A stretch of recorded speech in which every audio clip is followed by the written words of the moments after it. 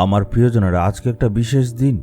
এই রবিবারকে পাম সানডে বলা হয়। ঈশ্বরের প্রশংসা করতে হোসান্না শব্দটা ব্যবহার হয়। ঈশ্বরকে ধন্যবাদ দেওয়ার দিন। আশা করি আপনারা জানেন আজকের দিনে কি হয়েছিল। প্রভু যীশু খ্রিস্ট একটা গাধার উপর বসে জৈতুন পর্বত থেকে নিচে আসলেন আর জেরুসালেমে ঢুকলেন একটা ভিড়ের সাথে। যিশুর সব শিষ্যরা এবং অন্য লোকেরা খেজুর গাছের ডাল নিয়েছিল আর যিশুর প্রশংসা করতে করতে বলল, দাউদের সন্তান হোসান্না। গান করে স্তুতি করছিল। চারদিকে আনন্দর পরিবেশ ছিল। রাজার মতো যিশুকে ওরা নিয়ে যাচ্ছিল। পুরো জেরুসালেম এর সাক্ষী ছিল। এটা উৎসবের দিন। অন্য জায়গা থেকে অনেক লোকেরা এসে ভাবছিল, এই ব্যক্তিটা কে? লোকেরা বলল, ইনি যিশু। যিশুর মধ্যে অলৌকিক শক্তি ছিল, এটা বলা হয়েছে। আর উনি একজন ভাববাদী। অনেকে এমন বলল। আবার কিছু কিছু লোক বলল, উনি হচ্ছেন মানুষ রূপে ঈশ্বর।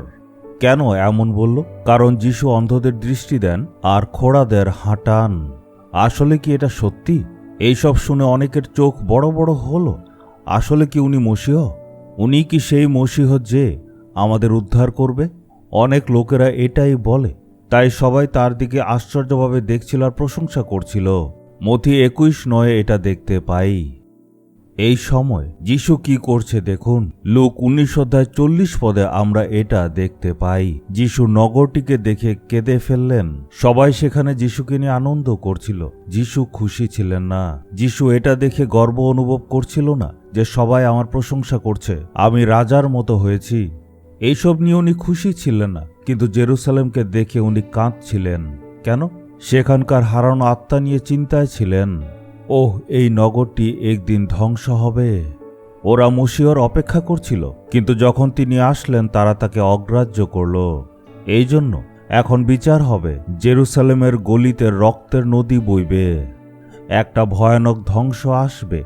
যিশু এটা জানতেন, তাই তিনি কাঁদছিলেন। প্রিয়জনেরা, যিশুর মন খুব কোমল। যারা ধ্বংস হচ্ছে তাদের জন্য উনি সহানুভূতিশীল। যিশু আগেও একবার বলেছেন, এই ভিড়ের প্রতি আমার দয়া হচ্ছে। আমরা ওই দিনটা আনন্দের সহিত উদযাপন করি। তবুও যিশুর মতো চোখ আমাদের প্রয়োজন। নিজের দেশের এবং আশেপাশের লোকদের দিকে তাকান। অনেকে এখনো পরিত্রাণ পায়নি। অনেকে সেটা অগ্রাহ্য করেছে। বিচার আসছে।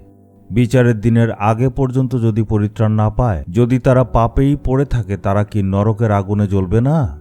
তাদের আত্মা আগুনের হ্রদে অনন্তকাল জ্বলবে। এইসব মানুষের জন্য কি আমাদের হৃদয়ে সহানুভূতি আছে? যিশুর হৃদয় দুঃখে ছিল, কারণ তিনি জানতেন এরা ধ্বংসের পথে চলছে। ওরা এটা তো দেখতেই পাচ্ছে না, এটা ভেবে উনি কাঁদছিলেন। এমন হৃদয় আমারও প্রয়োজন। লোকের জন্য যাতে আমার চোখেও জল হয়। আমার দেশের, গ্রামের, শহরের লোকের জন্য যাতে আমার হৃদয়ের মধ্যে এমন ধরনের সহানুভূতি থাকে। আপনি বলুন, প্রভু আমায় এমন হৃদয় দিন। যিশু চায় যাতে আমরা এমন প্রার্থনা করি। আশেপাশের লোকেদের জন্য প্রভুর কাছে প্রার্থনা করুন আর চান, আমার লোকেদের বাঁচান, পাপ থেকে উদ্ধার করুন, তাদেরকে নরক থেকে বাঁচান। এইভাবে কি আপনি কেঁদেছেন? যিশু কিন্তু কেঁদেছিলেন। আমাদের জন্য যিশু কেঁদেছিলেন। আমরাও যাতে অন্যদের জন্য কাঁদি, না হলে তারা আগুনে জ্বলবে। নরক আগুনের হ্রদ। একবার প্রবেশ করলে আর বের হওয়া যায় না। সেই ধ্বংস খুবই ভয়ানক। লোকেদের উদ্ধার করতে হবে। এই জন্যই সুসমাচার প্রচার করতে হবে। চলুন আমরা প্রার্থনা করি। প্রভু, আমার পরিচিতি যারা লোকেরা আমার গ্রামে আছে বা শহরে আছে বা আশেপাশে, সকলকে আপনি আশীর্বাদ দিন। তাদের উদ্ধার করুন। সহানুভূতি নিয়ে তাদের জন্য প্রার্থনা করবেন, ঠিক যেমন যিশু করেছিলেন। চোখ বন্ধ করুন, তাদের কথা মনে করুন আর প্রার্থনা করুন। প্রভু, আমার প্রতিবেশীরা, আমার আত্মীয়রা, আমার গ্রামের আর শহরের লোকেরা, আমার বন্ধুরা, আমার সহকর্মীরা, অনেকেই পরিত্রাণ পায়নি। তারা জীবিত ঈশ্বরকে চেনে না। তারা অজান্তে নরকের রাস্তায় চলছে। তাদের উদ্ধার করুন। তারা যাতে মন ফিরায়। তাদের জন্য আপনি নিজের প্রাণ দিয়েছিলেন। আমার মনে যাতে তাদের প্রতি দয়া হয়। প্রভু, আমি যাতে আপনার মতো হতে পারি। আমিও যাতে তাদের জন্য চোখের জল দিয়ে প্রার্থনা করি। আমি জানি আপনি আমার প্রার্থনা শুনছেন। আমার দ্বারা অনেক মানুষ পরিত্রাণ লাভ করবে। আমি যাদের জন্য প্রার্থনা করছি তাদের জীবনে আপনি নিজেকে প্রকাশিত করুন। তাদের স্বর্গের পথ দেখান। এই প্রার্থনা প্রভু যিশুর নামে চাইলাম। Amen, amen.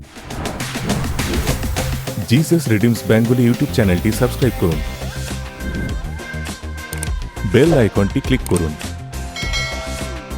আমাদের প্রতিদিনের নতুন প্রোগ্রাম সম্পর্কে আপডেট পেতে।